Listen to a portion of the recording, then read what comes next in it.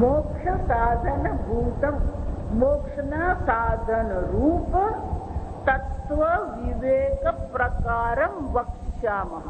શંકરાચાર્યજી કહે છે, જો સમજો બરાબર. આગળ કીધું તત્વબોધ, આગળ શું કીધું? તત્વબોધ. હવે તત્વબોધ ને બદલે શંકરાચાર્યજી શું કીધું? સાધન ચતુષ્ટય સંપન્ન જે અધિકારીઓ જે છે એ અધિકારીઓ માટે સાધન, મોક્ષના સાધન રૂપ શું કહેવાનું હતું? તત્વબોધ કહીએ એમ કહીએ. એને બદલે શંકરાચાર્યજી કયો શબ્દ વાપર્યો? તત્વ વિવેક પ્રકારમ વક્ષ્યામિ. તત્વના વિવેકનો પ્રકાર કહીશું. તો કે પહેલા તત્વબોધ કીધું, હવે શું કીધું? તત્વ વિવેક પ્રકાર. એટલે કેમ આવું કીધું તમે? કારણ કે જો બહુ સમજ બરાબર, આત્મજ્ઞાન ખરેખર મેળવવાનું નથી. જો સમજવા આગળ જોઈ ગયા, તમારે બ્રહ્મ બનવાનું છે, સચ્ચિદાનંદ સ્વરૂપ બનવાનું છે ને? સચ્ચિદાનંદ સ્વરૂપ જ્યારે તમે માનો છો હું મનુષ્ય છું, હું દેહ છું, હું મન છું, હું બુદ્ધિ છું, ત્યારે પણ તમે સચ્ચિદાનંદ સ્વરૂપ આત્મા છો. દસમાની કથા જેવી છે. દસમો ખોવાઈ ગયો, જ્યારે એ દસમાને શોધી રહ્યો છે ત્યારે પણ એ કોણ છે? દસમો જ છે. દસમો જ દસમાને શોધી રહ્યો છે. પણ જ્યાં સુધી એ શોધી રહ્યો છે ત્યાં સુધી એને દસમાની પ્રાપ્તિ થઈ શકે નહીં.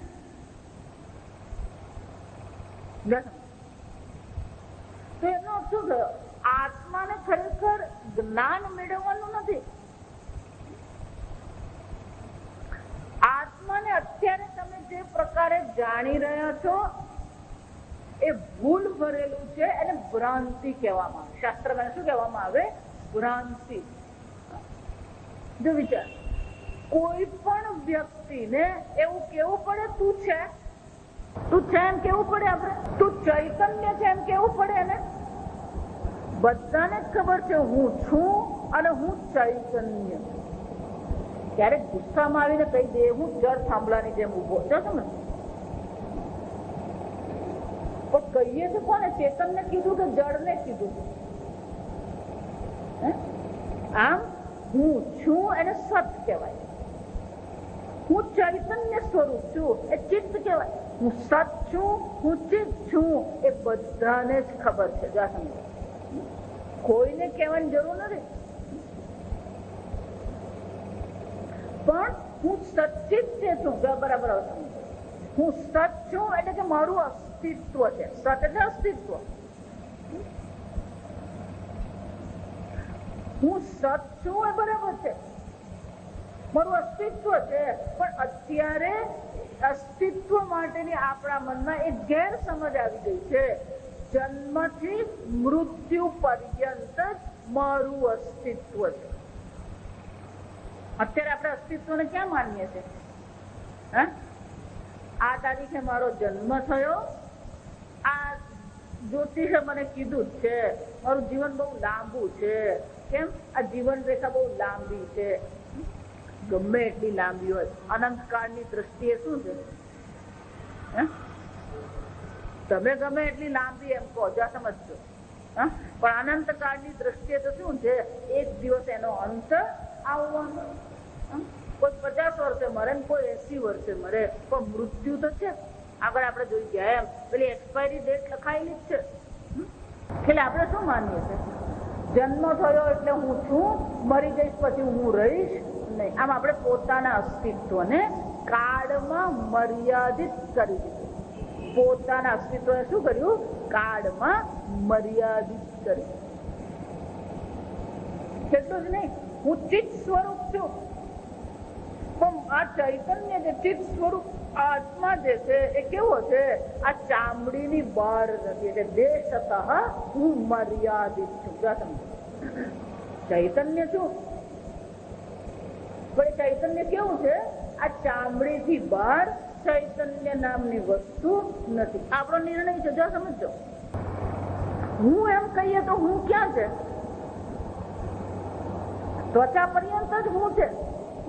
એટલા માટે પેલું યાદ રાખવાનું ઉદાહરણ, આપણે ચૂંટણી થાય પછી પેલો જે જીતે ને આમ કરે, વી ફોર વિક્ટર. પછી એના વિરોધી તો હોવાના. પેલો વિરોધી જે હોય એ વિરોધી શું કરશે? એને મારવાનો પ્રયત્ન કરે, ગોળી છોડે. અહીંયાથી જો ગોળી પસાર થઈ જાય તો શું કે? હું બચી. કેમ? આ હું છે, આ હું છે, અહીંયા હું નથી. સમજો બરાબર? આ હું છે, આ હું છું, અહીંયા હું. એનો અર્થ શું છે? આ ત્વચાથી બહાર મારું અસ્તિત્વ નથી. હું ચેતન છું, ચૈતન્ય છું, પણ કેવો છે? આ દેહની મર્યાદાથી મર્યાદિત ચૈતન્ય. આમ કાળમાં પોતાના અસ્તિત્વને મર્યાદિત માની દીધું, ચૈતન્યને દેશતઃ મર્યાદિત માની દીધું.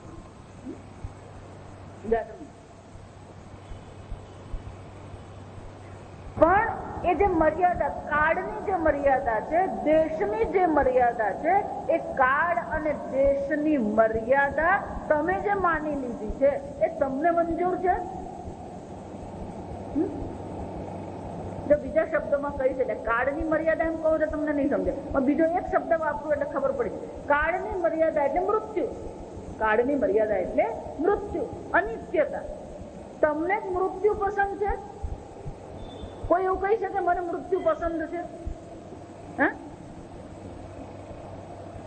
એક ભાઈ આપઘાત કરવા છે, નક્કી કરી દીધું આજે તો આ અવાવરું કૂવો જે છે એમાં પડવું જ છે. ગયા પાડી પાસે ગયા, પડવાની તૈયારી છે. જો સમજતું, ત્યાંથી પેલા એક દાદા પસાર થતા, એટલે એને જોયું કે આ કુવા પાસે કઈક કરી રહ્યો છે. એટલે જઈને કે ભાઈ શું છે, કેમ શું કરે? દાદા તમે અહીંથી જાઓ તો અત્યારે. ભાઈ કેમ? હું હવે આ કુવામાં પડતું મૂકવાનો, તમે અહીંથી જાઓ. પણ તું શું કામ પડતું મૂકવાનું? એ દાદા તમને નહીં સમજાય, તમે અહીં ના થયા, તમને કઈ સમજવી પડે. તમે જાઓ, મારે શું કરવું છે? કુવામાં પડતું. ભાઈ પણ એટલે પેલા દાદા એમ ખભા પર હાથ મૂકી, ભાઈ પણ થયું શું? તને શું છે મને કે તો ખરું. અરે એટલું દેવું થઈ ગયું, એ કોઈ જન્મારામાં દેવું પૂરું નથી થવાનું, એટલે હવે શું કરવાનો?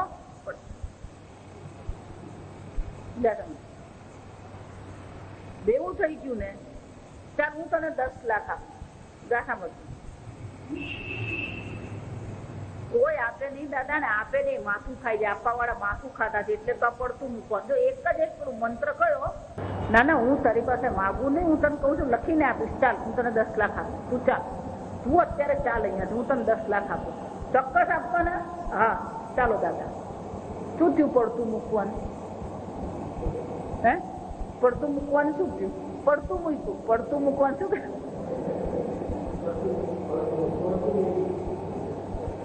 સમજો એનો શું છે? એને મૃત્યુ ગમે છે? અપઘાત કરવા વાળાને મૃત્યુ ગમતું નથી, આ સમજજો.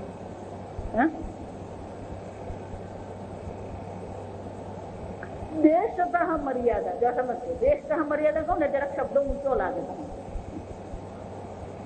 દેશતઃ મર્યાદા એટલે કે હું અલ્પ છું. અલ્પતા કોઈને પસંદ છે? મર્યાદા કોઈને પસંદ છે? હું અલ્પ છું. જો એટલે આગળ હું કહી દઈશ કે તમે દેહ માનતા હોય ને તો તમારી અલ્પતા સિવાય બીજું કઈ પ્રગટ નહીં થાય.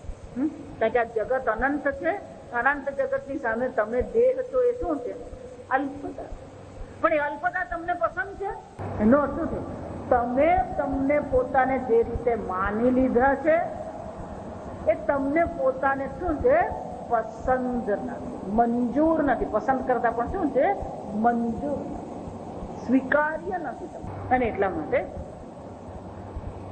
તમે પોતાને કાળતઃ દેશતઃ મર્યાદિત માની લીધા. જો ખરેખર તમે મર્યાદિત હો તો એમાં તમને વિરોધ નહીં હોય, પણ તમે વિરોધ કરી રહ્યા છો એ પુરવાર કરે છે એ મર્યાદા તમારી હોવી જોઈએ નહીં. અગ્નિ ક્યારે એવું કે આ ઉષ્ણતાથી હું કંટાળી ગયો, કેમ? ઉષ્ણતા અગ્નિનું શું છે, સ્વરૂપ. સૂર્ય ક્યારે એવું કે આ પ્રકાશથી તો હું કંટાળી ગયો, આજે તો આંખે પટ્ટો બાંધીને ભૂઈ જવાનું. સૂર્ય એવું કે? આપણે કહીએ તો સમજો બધા પડદા પાડીને સુઈ જઈએ, પણ સૂર્ય ક્યારે પ્રકાશથી કંટાળે? કે પ્રકાશ એનું શું છે, સ્વરૂપ છે. આમ દેશતઃ કાળતઃ મર્યાદા, મૃત્યુ અને અલ્પતા એ તમારું સ્વરૂપ નથી, એટલા માટે તમે એને મંજૂર કરી શકતા નથી. તો પછી હું મારી જાતને મર્ત્ય કેમ માનું? હું મારી જાતને અલ્પ કેમ માનું છું?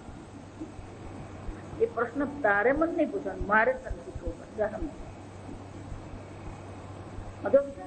એનો અર્થ શું થયો? પોતાને અલ્પ માનવું, પોતાને મર્ત્ય માનવું એ પ્રગટ કરે છે કે તમે તમને પોતાને ખોટી રીતે જાણી લીધા. જેવા છો એવા જાણવાને બદલે જેવા નથી એવા તમે પોતાને માની લીધા છે. શાસ્ત્રમાં આને શું કહેવામાં આવે? અવિવેક કહેવાય. અને શું કહેવામાં આવે? અવિવેક. જે વસ્તુ જેવી છે એવી જાણવી અને જ્ઞાન કહેવાય. જે વસ્તુ જેવી નથી એના બદલે કઈ બીજી જાણી લેવી અને મોહ કહેવામાં આવે, અથવા તો અવિવેક કહેવાય. આમ આખું જગત ક્યાં બેઠું છે? આ મોહમાં પડેલું છે. મોહમયી મદિરામ પીત્વા. આખું જગત શું છે? આ મોહરૂપી મદિરા પીને બધા ઉન્મત્ત થઈને રહે છે. બધું બરાબર જ છે. મોહમયી મદિરામ પીત્વા. આ મોહમયી મદિરા પીને બધા બેઠા. અવિદ્યાયામ અંતરે વર્તમાન. આ બધા અહીંયા બેઠા છે અવિદ્યા, મોહમાં પડેલા છે, અવિવેક છે. એનો શું થયો? આત્માને જાણવાનો છે કે વિવેક કરવાનો? આત્માનું જ્ઞાન મેળવવું એટલે ખરેખર તત્વ જ્ઞાન મેળવવું એટલે ખરેખર તો તત્વનો વિવેક કરવાનો. કેમ? બે વસ્તુ ભેગી થઈ ગઈ હોય ત્યારે વિવેક કરવો પડે. જો સમજ, બે વસ્તુ ભેગી થઈ હોય ત્યારે બેને અલગ કરવા માટે શું કરવાનો હોય? એને વિવેક કરે. વિચિ પૃથક્કરણ. વિચિ પૃથક્કરણ મને વિવેક કહેવાય. હવે અવિવેક શું થઈ ગયો છે? જો સમજ ભાઈ, આત્મા સત્સ્વરૂપ છે, આત્મા ચિત્ત સ્વરૂપ છે. આ દેહ છે, દેહનો જન્મ થયો, દેહનું મૃત્યુ છે. બરાબર? તો દેહનો જન્મ અને મૃત્યુ જે છે એ કોના પર આરોપિત કરી દીધા? હું પર આરોપિત, આત્મા પર આરોપિત કરી દીધા. જન્મ દેહનો થયો પણ શું કીધું? મારો જન્મ. મૃત્યુ દેહનું થવાનું છે પણ શું માની લીધું? હું મરી જઈશ. આમ આ દેહનો જે ગુણધર્મ છે એનો કોના પર આરોપ કરી દીધો? આત્મા પર, હું પર આરોપિત. એ જ રીતે આ દેહની જે મર્યાદા છે, દેશતઃ મર્યાદા જે છે એ જ મર્યાદાનો આરોપ કોના પર કરી દીધો? ચિત્ત સ્વરૂપ આત્મા પર કરી. અને શાસ્ત્રમાં અન્યોન્ય અધ્યાસ કહેવાય. એકના ગુણ બીજા પર, બીજાના ગુણ એક પર કરી. જો આ બંને બાજુ છે. દેહ મર્ત્ય છે એ મર્ત્ય પણ પોતાના પર લઈને આપણે નિર્ણય કરી લીધો, હું મર્ત્ય છું. દેહ અલ્પ છે, નિર્ણય કરી લીધો, હું અલ્પ છું. તમે ચૈતન્ય સ્વરૂપ આત્મા છો, એ ચેતનતાનો આરોપ કોના પર કરી દીધો? આ દેહ પર આરોપ કરીને તમે એમ કહો છો આ દેહ ચેતન છે. આત્માની ચેતનતાનો આરોપ દેહ પર કરી દીધો અને દેહની અલ્પતા, દેહના મૃત્યુને આત્મા પર શું કરી દીધો? આરોપિત કરી. આને શું કહેવાય? આ અવિવેક, અન્યોન્ય અધ્યાસ, અવિવેક કરી દીધો છે. એટલે હવે શંકરાચાર્યજી કહે છે તત્વ જ્ઞાન, ખરેખર આપણે જેને જ્ઞાન કહીએ છીએ એવું જ્ઞાન નથી. તત્વ જ્ઞાન ખરેખર તત્વ વિવેક છે. તત્વ જ્ઞાન શું છે? તત્વ વિવેક. આ વિવેક કરવો પડે. આત્માને આત્મા સ્વરૂપે જાણીએ, અનાત્માને અનાત્મા જાણીએ, નિત્યને નિત્ય જાણી લઈએ, અનિત્યને અનિત્ય જાણી લઈએ. જે દુઃખ સ્વરૂપ છે એને દુઃખ સ્વરૂપ જાણી લઈએ, જે સુખ સ્વરૂપ છે એને સુખ સ્વરૂપ આપણે જાણી લઈએ. એટલું જ નહીં, અહીંયા બીજો શબ્દ વાપરો, પ્રકારમ. જો આ સમજો, ફક્ત એવું નહીં કીધું કે તત્વ વિવેક તમને કહીશું, પણ શું કીધું? તત્વ વિવેક નો પ્રકાર અમે તમને જણાવીએ. કેમ પ્રકાર જણાવવાનો? કારણ કે આપણે આ જગતમાં વિવેક કરતા જ રહીએ. જો સમજો, આ જગતમાં પણ આપણે શું કરીએ છીએ? એ બહુ વિવેકી છે. જો આપણે વ્યવહારિક રીતે આપણે વિવેક કરતા જ હોઈએ, વ્યવહારમાં સતત વિવેક કરીએ આપણે, પણ એ વિવેક અહીંયા કામનો નથી. અહીંયા વ્યવહારિક વિવેકની જરૂર નથી. જો સમજો, વિવેકના પણ શું છે? પ્રકાર દર્શાવવામાં આવે. મને 5 મિનિટ આપો એટલે આ શબ્દ આપણો સમજવાનો પૂરો થઈ જાય, એટલે કાલે નવું શરૂ કરીશું. આત્મજ્ઞાન માટે જે વિવેક કરવામાં આવે એ 4 પ્રકારના વિવેક હોય. જો સમજ, વિવેક કેટલા પ્રકારના છે? 4. ગીતામાં ભગવાને આ 4 પ્રકારના વિવેક પ્રારંભમાં જ બતાવે. જો આત્મજ્ઞાન મેળવવું હોય તો પહેલું સાધન વિવેક જ કરવાનો છે. તત્વ વિવેક કરવો પડે. એનો ક્રમ આ પ્રકારથી, પહેલો સુખ દુઃખ નો વિવેક થવો જોઈએ. પહેલો વિવેક શાનો થવો જોઈએ? સુખ અને દુઃખ નો. એ સુખ દુઃખ નો જયારે આપણે વિવેક કરીએ ત્યારે આપણને એક વસ્તુ સમજાય છે, જે નિત્ય છે એ સુખ સ્વરૂપ હોય, જે અનિત્ય છે એ દુઃખ સ્વરૂપ. એનો અર્થ શું થયો? સુખ દુઃખ ના વિવેક પછી નિત્ય અને અનિત્ય નો વિવેક કરતા રહે. આ વાત ભગવાને ક્યાં ઘડી? માત્રા સ્પર્શાસ્તુ કૌંતેય સુખ દુઃખ શીતોષ્ણ સુખ દુઃખદાહ આગમાહ અપાયિનાહ અનિત્યાહ. આ જગત અર્જુન આ જ પ્રકારનું છે. એ સુખ દુઃખ આપનારું છે, અનિત્ય છે, આવવા જવા વાળું છે. આમ સુખ દુઃખ નો વિવેક કરીએ, નિત્ય અને અનિત્ય નો વિવેક કરીએ.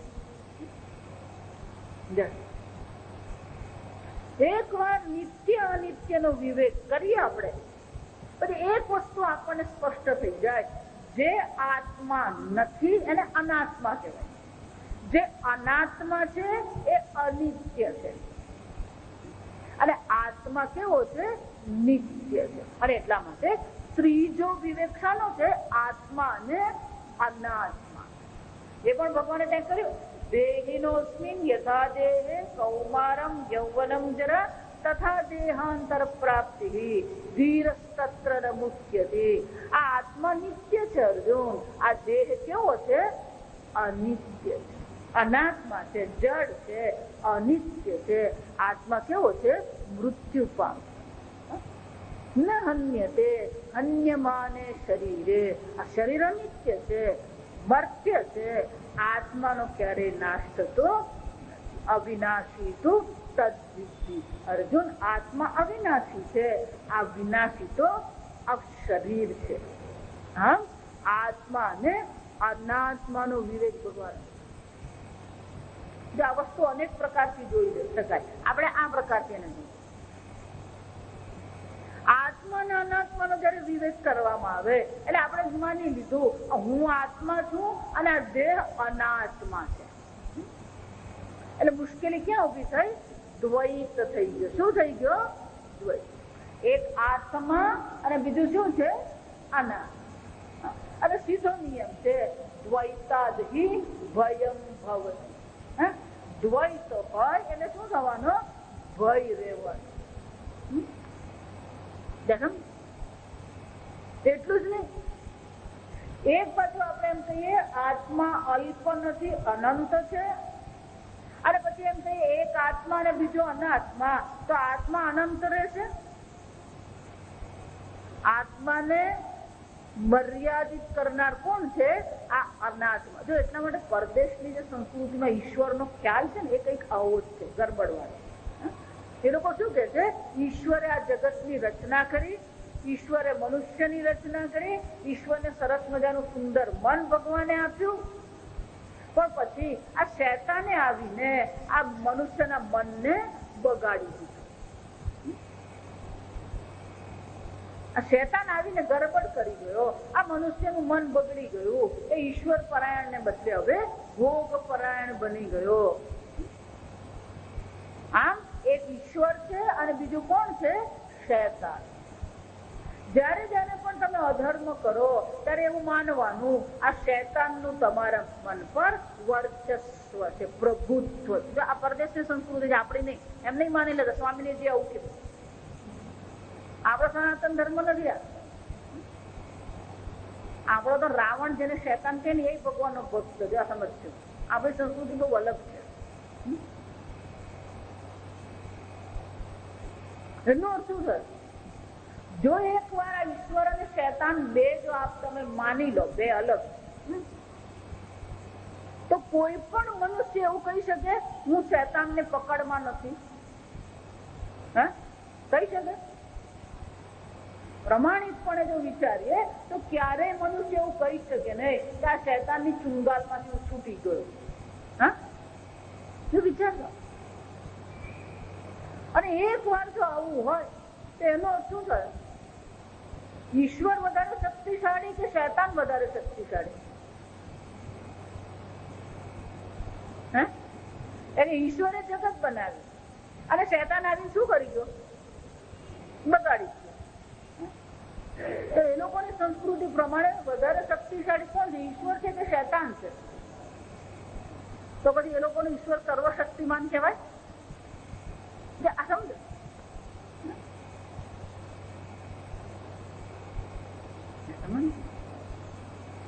પેલું બે જો કહીએ તો ગરબડ થઈ જાય, બે કરીએ તો શું થાય? ગરબડ જ છે. એટલે એક અનાત્મા છે અને બીજું કોણ છે? આત્મા. એટલે સતત આપણો આત્મા કોની સાથે લડતો રહે? અનાત્મા. એટલે ભગવાન કે છે નાસતો વિદ્યતે ભાવઃ સતઃ અભાવઃ. આ અસત જેને કહીએ છે, અનાત્મા જેને કહીએ છે, અનિત્ય જેને આપણે કહીએ છે, એનું કોઈ અસ્તિત્વ જ નથી. છે જ ને? જો એનું અસ્તિત્વ તમે માનતા રહેશો તો ગરબડ જ છે. આપણે અનેક વાર જોઈએ કે ઘડો અને માટી, ઘડો અને માટી બે છે. બે કે તો કેટલા કહેવાના? ત્રણ કહેવાના. બે કે ઘડો અને માટી બે એમ કે તો કેટલા કહેવાના? ત્રણ કહેવાના. કેમ? ત્રીજી માટી ક્યાં ગળી છે? ખોપડીમાં. કેમ? ઘડો અને માટી બે છે જ ને. ઘડો માટી છે પણ માટી ઘડો. આ શરીર જે છે દેહાદિ જે સંઘાત જેને કહેવાય એ આત્મા છે, પણ આત્મા દેહાદિ સંઘાત નથી. આ જગત ઈશ્વર છે પણ ઈશ્વર આ જગત નથી. આ એક સત છે, બીજું અસત, એટલે કે એનું પોતાનું સ્વતંત્ર અસ્તિત્વ નથી. એને સત્ય અને મિથ્યાનો વિવેક કહેવાય. જો સમજો, જ્ઞાન જે છે ને, આ તત્વ વિવેક પ્રકાર એટલા માટે કીધું કે આ સંપૂર્ણ તત્વ જ્ઞાન આ વિવેકના પગથિયા છે. સુખ દુઃખ થી તમે શરૂ કરો, નિત્ય અનિત્ય પર તમે જાઓ, આત્મા અનાત્માનો વિવેક કરો, અંતિમ પછી વિવેક ક્યાં ઘડી પહોંચે? એ સત્ય અને મિથ્યાનો વિવેક. અને એકવાર સત્ય અને મિથ્યાનો વિવેક થઈ ગયો, બ્રહ્મ સત્ય છે, સર્વમ ખલુ ઇદમ બ્રહ્મ. ભગવાન શું કહે છે? મયા તતમિદમ સર્વમ જગદવ્યક્ત મૂર્તિના. અર્જુન, આ સંપૂર્ણ જગતમાં હું વ્યાપ્ત, મારાથી ભિન્ન, મારાથી અન્ય આ જગત નામની વસ્તુ છે. મત પરતરન્નાન્ય કિંચિદસ્તિ ધનંજય. પછી અહીંયા જે પણ કહી છે, અનાત્મા પણ નથી, અનિત્ય પણ નથી, એક ઈશ્વર માત્ર છે. અખિલ બ્રહ્માંડમાં એક તો શ્રી હરિ જુજવે રૂપે અનંત ભાસ. અને એટલા માટે અહીંયા ઘડી શંકરાચાર્યજી કહે છે આ પ્રકારથી સત્વ વિવેક પ્રકાર હું તમને હવે કહીશ. આગળ આપણે કાલે. ઓમ સ્વસ્તિ પ્રજાભ્યઃ પરિપાલયન્તાં ન્યાયેન માર્ગેણ મહિં મહિષાઃ ગોબ્રાહ્મણેભ્યઃ શુભમસ્તુ નિત્યં લોકા સમસ્તા સુખિનો ભવन्तુ કાલે વર્ષતુ પર્જન્યઃ પૃથ્વી સસ્યશાલિની દેશોऽયં ક્ષોભરહિતઃ બ્રાહ્મણા સन्तુ નિર્ભયાઃ ઓમ સર્વેષાં સ્વસ્તિર્ભવતુ સર્વેષાં શાન્તિર્ભવતુ સર્વેષાં પૂર્ણં ભવતુ સર્વેષાં મંગલં ભવતુ સર્વે ભવन्तુ સુખિનઃ સર્વે સन्तુ નિરામયાઃ સર્વે ભદ્રાણિ પશ્યन्तુ મા કશ્ચિદ દુઃખભાગ્ ભવેत् असतो मा सद्गमय तमसो मा ज्योतिर्गमय मृत्योर्मा अमृतंगमय. ओम पूर्णमद पूर्णमिदं पूर्णात् पूर्णमुदच्यते पूर्णस्य पूर्णमादाय पूर्णमेवावशिष्यते. ओम